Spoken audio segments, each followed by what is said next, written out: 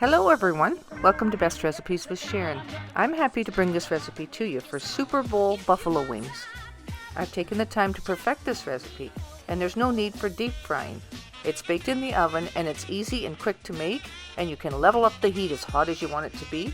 I'm making a mild to moderate heat level, but if you want it to be more spicy and hot, I can show you how to do that too. So these can be made to please every taste bud. These will be nice and crispy and very tasty. So let's get right to it. Start with about 20 wing pieces. Spread them out on a wire rack on top of a baking sheet. This lets air circulate all around the chicken pieces so that they get evenly crisp. Then take a small dish and add 1 tablespoon of baking powder and half a teaspoon of salt. And it needs to be a baking powder that is aluminum free. This way there's no bitter taste. Then take this and sprinkle it over all the chicken pieces. You don't need very much of it because we're not trying to make a coating for the wings here. We're just trying to change the pH level so that they will come out crisp. And using a rack to cook them on also allows the fat to drip away from the chicken, helping it to crisp up even more. So now we're going to pre-cook them in a 300-degree oven for about 20 minutes. And once that 20 minutes is up, remove them from the oven, and they're only partially cooked at this point. So let's finish the rest of it. We'll get together a few simple ingredients. We'll take each of our pieces and put them into a bowl, and make sure that it's a large mixing bowl so that you have room to mix them around in. Sprinkle your wings with 2 tablespoons of vegetable oil. Then add 2 teaspoons of garlic powder. And sprinkle on top some kosher salt and some freshly ground black pepper. About maybe half a teaspoon of each. And I'm using a large spoon here to mix it all together so that it's well coated with this. Then dump your chicken pieces back on top of the wire rack. Spread them out evenly and then place them back into the oven. Only your oven will be cranked up to 425 degrees, preheated of course. Now you'll leave them in the oven at 425 degrees for a good 20 minutes and then turn them over like this. Take them out of the oven and turn them over so that they brown up evenly. And place them back in the oven for another 20 minutes or so.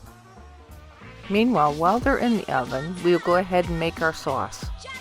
Start with half a cup of buffalo hot sauce, such as Frank's, and dump that into a medium saucepan and put it on the stove to heat.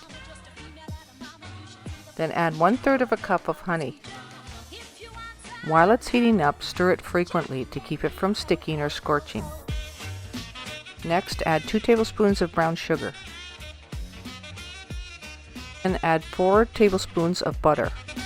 And continue to heat it until it's a full rolling boil and the butter is completely melted.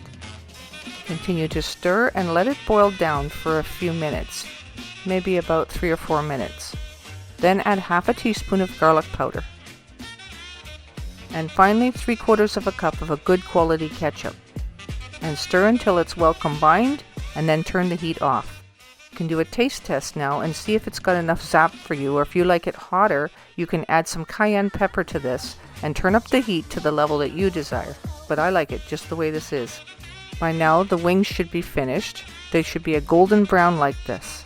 Remove them from the oven and place them back in your mixing bowl. These are fully cooked now and really good to eat just like they are even. But it's not done yet, we're going to add the hot sauce. So just simply pour the hot sauce over top of the wings until they're nicely coated. This recipe for hot sauce makes enough for about 40 wings, so today we'll only use about half of the sauce and store the rest in the fridge for next time. So stir the wings until they're well coated and then take and dump them back onto the wire rack. And I remembered to put parchment paper down underneath this time. It will catch the extra sauce. Place your oven on broil and on a rack that's one above the middle one, so that's a little bit closer to the element. Watch it closely, it only needs to be in there until the sauce caramelizes, maybe about 3 minutes. And these wings are so good that I hope you'll agree with me, these may be one of the best wings that you've ever tasted. So I'm placing them in a bowl now, and then I'll take the extra sauce that dripped through onto the parchment paper, and I'll pour it over top of the wings just to coat them a little bit more. So in the times we're living in, we can't go out to the restaurant very easily to watch the game. So do this at home and serve it with your favorite potato chips. I hope you make this recipe and enjoy the Super Bowl. And until next time, happy eating. And thanks so much for watching.